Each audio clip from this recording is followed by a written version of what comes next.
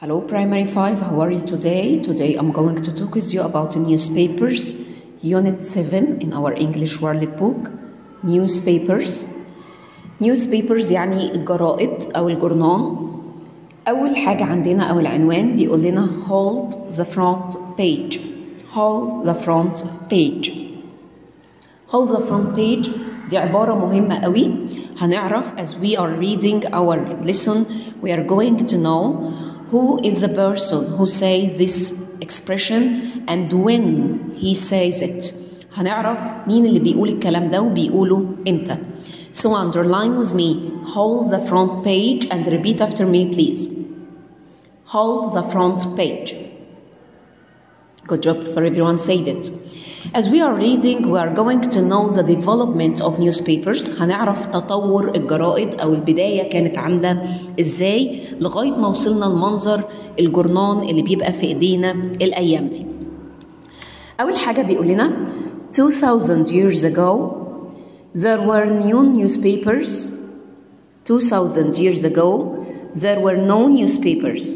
When something important happened, people told each other about it. News traveled slowly. Underline this, please. News traveled slowly. Sometimes it was weeks before people heard about a battle or the death of a king.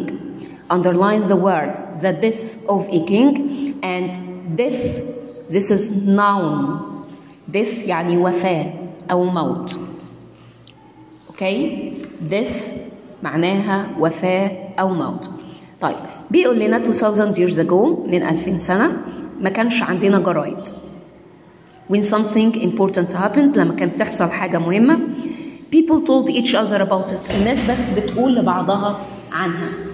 وده بيقول لنا السبب إن news traveled slowly. ده السبب إن الأخبار كانت بتتحرك أو بتنتقل ببطء.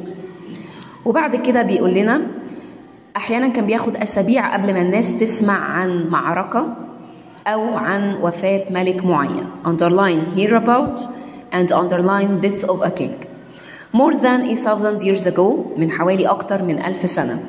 The Chinese government, underline with me, the Chinese government wrote news on silk. Underline this. The Chinese government wrote news in silk. كانوا متعودين إن هما بيكتبوا الأخبار على الحرير.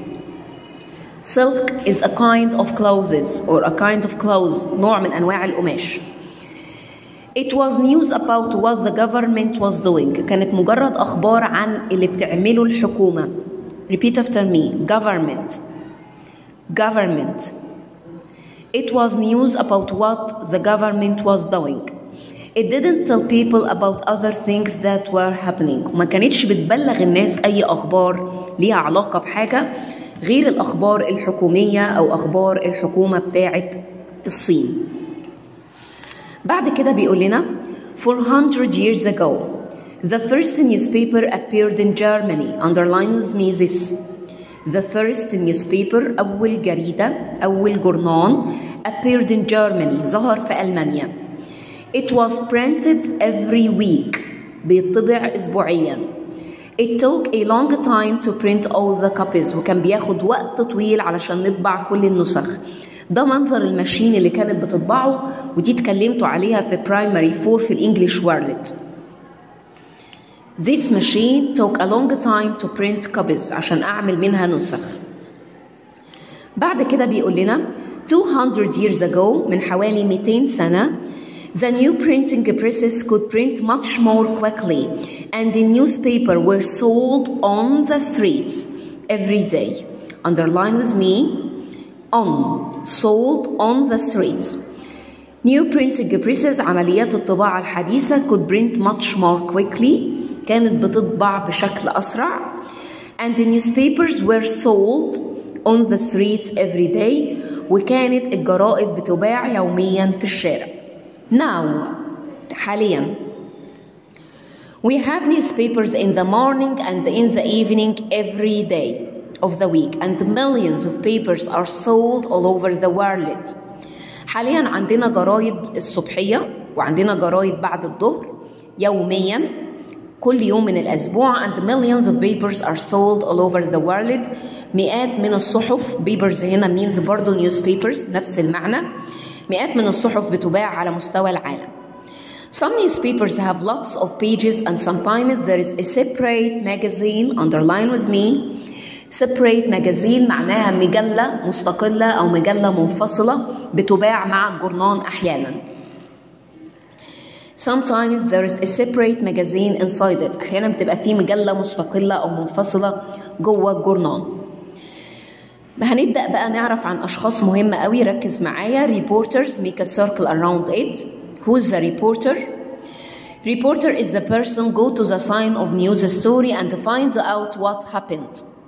ده الشخص اللي متكلف إنه يروح لموقع الحدث sign of the news story موقع الحدث and find out يكتشف what happened إيه اللي حصل. تاني شخصية هنتكلم عليها يبقى reporter. When I say the reporter I mean a person go to the sign of the event and find out what happened. Number 2 we will talk about photographer.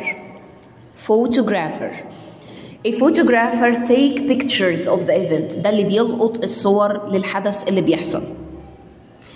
ثالث شخصية هنتكلم عليها editor.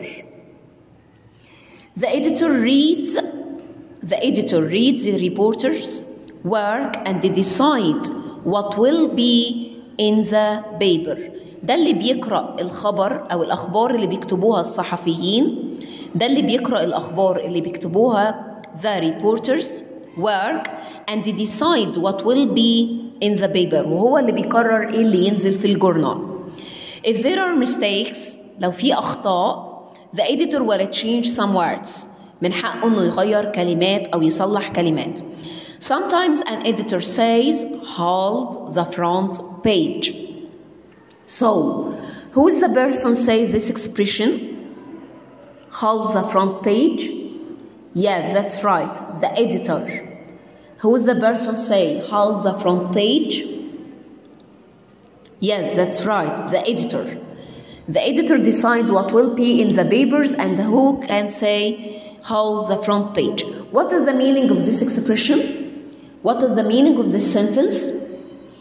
This means a story is very good and will appear on the front page instead of something else. This means a story is very good. ده معناه إن القصة very good and will appear on the front page instead of something else. ده معناه إن القصة كويسة جدا وهتنزل في صفحة أولى بدل خبر تاني. It was very exciting for the reporter who wrote it. ودي بتبقى حدث حلو قوي ومهم قوي بالنسبة للشخص الصحفي اللي كتب الحدث. Something very exciting for the reporter who wrote it. The story on the next page was written by a younger reporter and it is a front page news.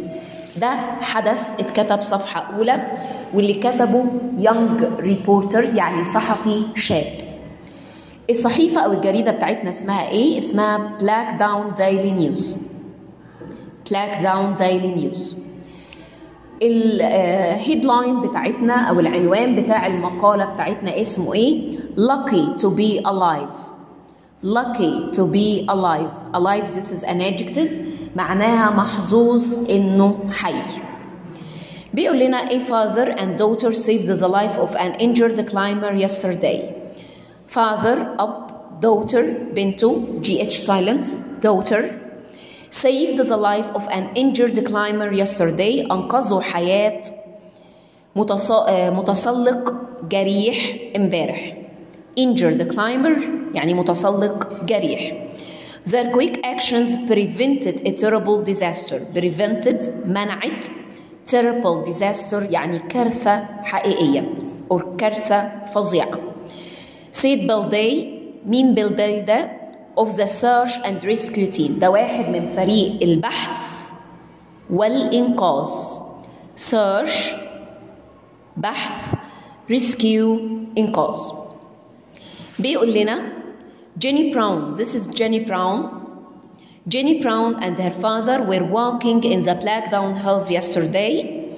They found rock climber. Jenny Brown and her father were walking in the Blackdown Hills yesterday.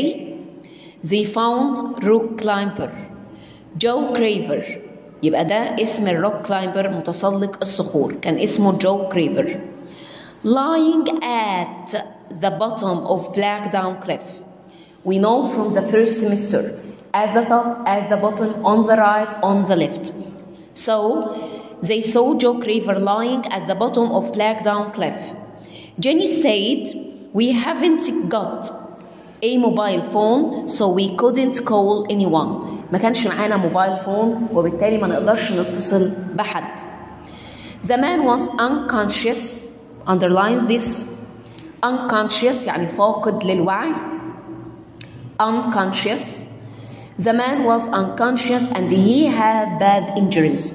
وعنده جروح خطيرة أو سيئة. While. Do you remember while? Yeah. While followed with long actions. And another action, short action, interrupted it will be past simple. Do you remember while or as or just as? Followed with past continuous long event. Let's see it. While her father was putting a blanket over the man, أثناء ما كان باباها بيحط بطانية blanket over the man, Jenny noticed. This is the interruption event. Jenny noticed a mobile phone under his body. جيني أخدت بالها إنه في موبايل under his body. نقراها تاني على بعض. While her father was putting a blanket over the man, Jenny noticed a mobile phone under his body. When she pulled it from under